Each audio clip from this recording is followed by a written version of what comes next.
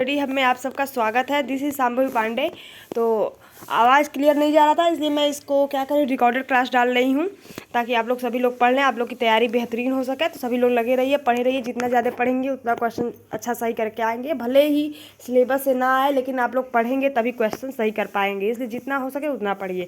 तो पहला क्वेश्चन है, किस प्रकार के मूल्यांकन शिक्षा के दौरान शिक्षक और छात्रों को किस प्रकार के मूल्यांकन शिक्षा के दौरान शिक्षक और छात्रों को निर्देश के दौरान निरंतर प्रतिक्रिया प्रदान करने के लिए अधिगम की प्रगति का आकलन करता है। तो याद रखिएगा, अधिगम की प्रतिक्रिया के लिए रचनात्मक मूल्यांकन सही हो जाएगा। चलिए नेक्स्ट क्वेश्चन पे चलते हैं। निरणात्मक मूल्यांकन की विशेषता क्या होती है? तो यह शिक्षण के दौरान मूल्यांकन किया जाता है। क्या किया जाता है? यह शिक्षण के दौरान मूल्यांकन किया जाता है। ठीक है। अब चलिए, किस मूल्यांकन प्रणाली में मूल्यांकन की अनौपचारिक रूप से निर्देशों के दौरान होता है? तो रचनात्मक मूल्यांकन में। किस मूल्यांकन प्रणाली में मूल्यांकन अनौपचारिक रूप से निर्देशों के दौरान होता है? तो रचनात्मक मूल्यांकन में। आकलन विधि से प्रतिपुष्टि प्रदान किया जाता है जो गैर मूल्यांकन परक होती है। अनुदेशन से पूर्व या उसके दौरान घटित होती है, उसे अनुदेशन संबंधी योजना बनानी और इससे सुधार लाने में अध्यापकों का मार्गदर्शन करती है। तो इसका हो जाएगा रचनात्मक। और मूल्यांकन के अंदर व्यक्ति या समाज अथवा दोनों या उत्तम वांछनीय देख लीजिए, वांछनीय जिसमें आएगा उसका मान करके चला जाता है। एक किसका कथन है? रेमर्स और गेज का। वांछनीय, रेमर्स, गेज, ऐसे याद कर लीजिए आप लोग, वांछनीय, रेमर्स और गेज। राष्ट्रीय शिक्षा नीति 2020 के अध्यक्ष कौन थे? तो के कस्तूरी रंजन थे। प्राथमिक शिक्षा मूल्यांकन के ऊपर किसने जोर दिया? तो हंटर आयोग को आप लोग याद कर लीजिएगा, 1882। चलिए हम 19 को 12वीं बोर्ड की परीक्षा का फार्मूला क्या है? तो 30 संबंध है, 30 संबंध है, 40 का है। कितने मूल्यांकन विधियों को मानक विश्वविद्यालय के लिए परखे गए हैं? तो मानक विश्वविद्यालय के लिए 6 मूल्यांकन विधियों को परखे गए हैं। अनुक्रिया, विन्यास, अनुभाविक संबद्धता, ये सबसे किसके घटक है? ये सब तार्किक वैधता के घटक है। अब चलिए नेक्स्ट क्वेश्चन पे चलते हैं। उपलब्धि परीक्षण वह विकल्प है जो विद्यार्थियों के द्वारा ग्रहण किए गए ज्ञान, कुशलता या क्षमता का मापन करता है। किसका कथन है? यह कथन ईबेल महोदय का है।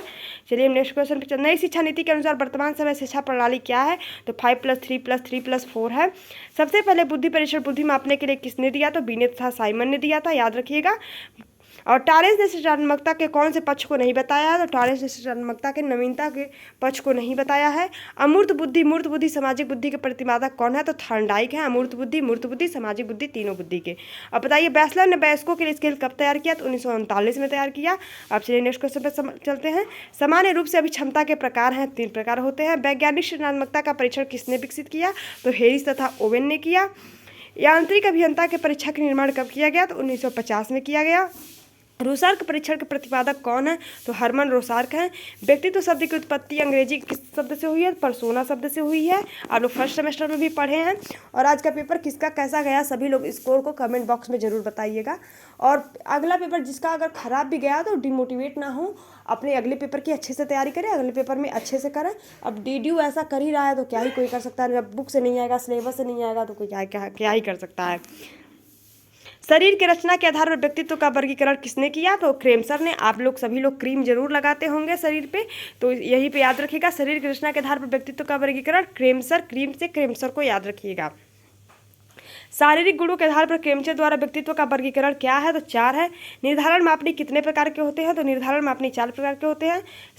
सांख्यिकी अनुमानों एवं संभावनाओं का विज्ञान है, यह कथन किसका है? तो यह कथन बेटी गंटन का है। तो बताइए आप लोग, सांख्यिकी अनुमानों एवं संभावनाओं का विज्ञान है।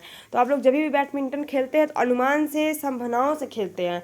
अनुमान क्या रहता है? चिड़िया आ रही है, मारना है। और संभावनाओं क्या रहता है? कि ठंडी का मौसम है तो इसी संभावना है कि बैडमिंटन खेलेंगे। तो आप लोग ऐसे याद रखिएगा बैडमिंटन से। चलिए, इंद्रिय प्रधानता की दृष्टि के व्यक्तित्व का प्रकार नहीं है, तो प्रत्यय विचारक हो जाएगा। आकलन व्यवहारिकता वैधता क्या है? तो आकलन व्यवहारिकता वैधता आकलन की विशेषता है। अब चलिए नेक्स्ट क्वेश्चन पे चलते हैं। बुद्धि लब्धि का मानक सूत्र क्या है? बुद्धि लब्धि का मानक सूत्र क्या है? मानसिक आयु, वास्तविक आयु मल्टीप्लाइड बाई 100। सभी लोग को याद होगा, फर्स्ट सेमेस्टर में ही हम लोग पढ़े हैं। अभिक्षमता व्यक्तित्व की वह वर्तमान दशा है जो उसकी भविष्य की क्षमताओं की ओर संचालित करती है। यह कथन किसका है? ये टेक्सलर का है। बताइए, एक लोग देखिए, अभिक्षमता एक थे, इंसान थे, उनकी वर्तमान दशा थी जो उनकी भविष्य की क्षमताओं की ओर, तो वो क्या करते थे? वो अभिक्षमता एक ट्रैक्टर खरीदना चाहते थे अपने भविष्य में। तो इसका कथन आप लोग ऐसे याद रखिएगा, अभिक्षमता ट्रैक्टर। अभिक्षमता क्या खरीदना चाहते थे? ट्रैक्टर खरीदना चाहते थे अपने भविष्य में। 110 से 119 तक के बुद्धि लब्धि मान किस प्रकार के बालक इंगित करता है? तो श्रेष्ठ बालक को इंगित करता है। मुख्य रूप से अभिक्षमता के कितने प्रकार होते हैं? तो मुख्य रूप से अभिक्षमता के 3 प्रकार होते हैं। व्यवहारवाद की स्थापना किसने की? तो व्यवहारवाद की स्थापना वाटसन ने की। थॉर्नडाइक ने बुद्धि के प्रकृति के विषय में क्या सिद्धांत माना है? तो बहुशक्ति का सिद्धांत माना है।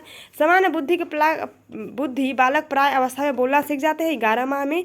क्रेमसन ने शारीरिक रचना के आधार पर व्यक्तित्व को एथनिक से एथलिक डिस्प्लास्टिक रूप में बांटा है पाइकनिक ने। अब चलिए, लैटिन भाषा पर्सोना का अर्थ है मुखौटा। क्या अर्थ है? मुखौटा। ठीक है। क्रेमसर ने एथनिक्स वर्ग के कैसे वर्ग को व्यक्ति को सम्मिलित किया है? तो शारीरिक रूप से कमजोर, लंबे एवं पतले व्यक्ति को सही किया है। चलिए नेक्स्ट क्वेश्चन पे चलते हैं। आकलन से क्या अभिप्राय है? सूचनाओं को एकत्रित करने की प्रक्रिया होता है। आकलन क्या होता है? सूचनाओं को एकत्रित करने की प्रक्रिया है। अंकों के स्थान पर ग्रेड का प्रयोग किस आयोग में कहा गया? तो राष्ट्रीय शिक्षा नीति 1986 में कहा गया है। अब चलिए, शिक्षा में मूल्यांकन अभी एक नवीन धारणा, इसका प्रयोग विद्यालय कार्यक्रम, पाठ्यक्रम, शैक्षिक सामग्री, शिक्षक बालकों की जांच के लिए। देखिए, जितना चीज विद्यालय में होता है और जांच की बात आ जाए तो ग्रीन में होते, ग्रीन पेन से जांच करते थे, आप लोग याद कर लीजिएगा ऐसे इसको। चलिए नेक्स्ट, राष्ट्रीय शिक्षा नीति को केंद्रीय मंत्रिमंडल द्वारा मंजूरी कब दी गई? तो 29 जुलाई 2020 को दी गई। अब चलिए नेक्स्ट, बुद्धि को सीखने, अनुभव, लाभ उठाने की क्षमता है, कथन किसका है? तो लाभ उठाने की क्षमता। लाभ की कौन उठा रहा है? डियर बोर्न जी उठा रहे हैं। सबको इनको डियर डियर करता है, लाभ इतना ही उठा लेते हैं। ठीक है। वास्तविक परिस्थितियों के अनुसार अपेक्षित प्रतिक्रिया की योग्यता ही बुद्धि है। अपेक्षित प्रतिक्रिया को याद रखिए, अपेक्षित प्रतिक्रिया को आप लोग याद रखिएगा। एक कौन बोला है? तो थॉर्नडाइक ने बोले हैं। चलिए अब नेक्स्ट क्वेश्चन पे चलते हैं। गिलफोर्ड के अनुसार सृजनात्मकता में किस तरह के चिंतन की प्रमुखता होती है? तो गिलफोर्ड के अनुसार सृजनात्मकता में अपसारी चिंतन की प्रमुखता होती है।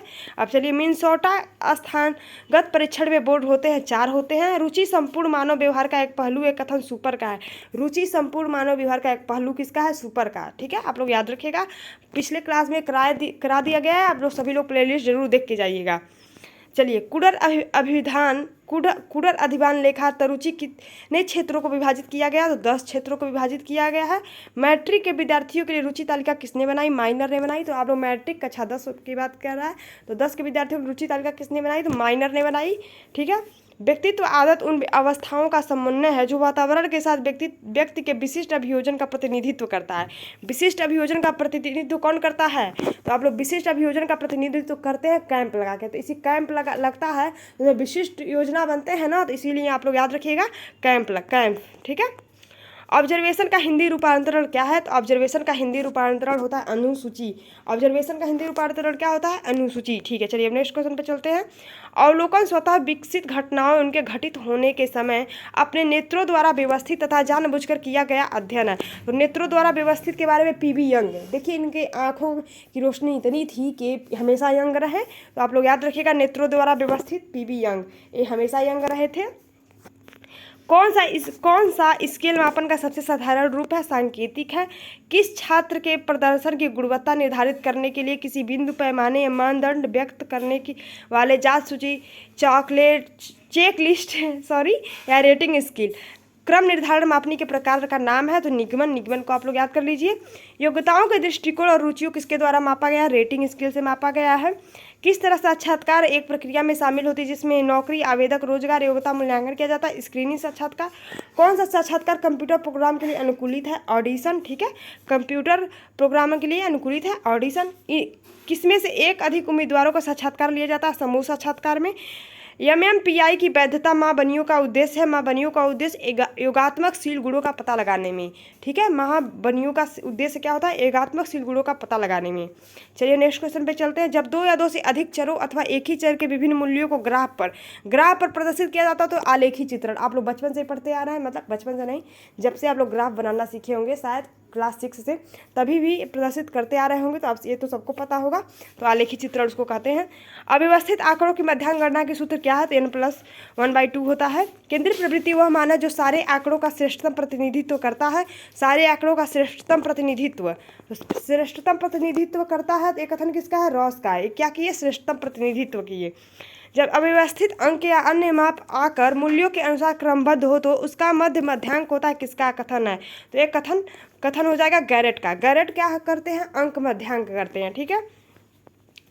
अव्यवस्थित आंकड़ों के आवश्यकता विचलन की गणना होती है, sigma F X by N होता है। प्रति संतांक प्रदान करती है, सापेक्षिक श्रेणी प्रदान करती है। सहसंबंध परिवर्तनों में संबंधों अंशों का वर्णन संबंधित है, किसका कथन है, वाकर जी का है। ठीक है, चलिए अब नेक्स्ट क्वेश्चन पे चलते हैं। अच्छा, इतना ही क्वेश्चन था। चलिए यहीं पे क्लास को करते हैं बंद। और क्लास आप लोग को कैसा लगा कमेंट बॉक्स में जरूर बताइएगा। ये रिकॉर्डेड क्लास है, लाइव क्लास नहीं है। आप लोग का समय भी बचत हो जाएगा। देखिए 10 मिनट की क्लास में 65 क्वेश्चन करा दिए गए, तो बातचीत किए बिना ही 60। आप लोग कमेंट बॉक्स में जरूर बता दीजिएगा क्लास आप लोग कैसा लगा। अभी क्लास को तुरंत अपलोड किया जा रहा है, आप लोग तुरंत रात को पढ़ के सोइएगा। गुड नाइट सबको। चलिए क्लास को करते हैं बंद।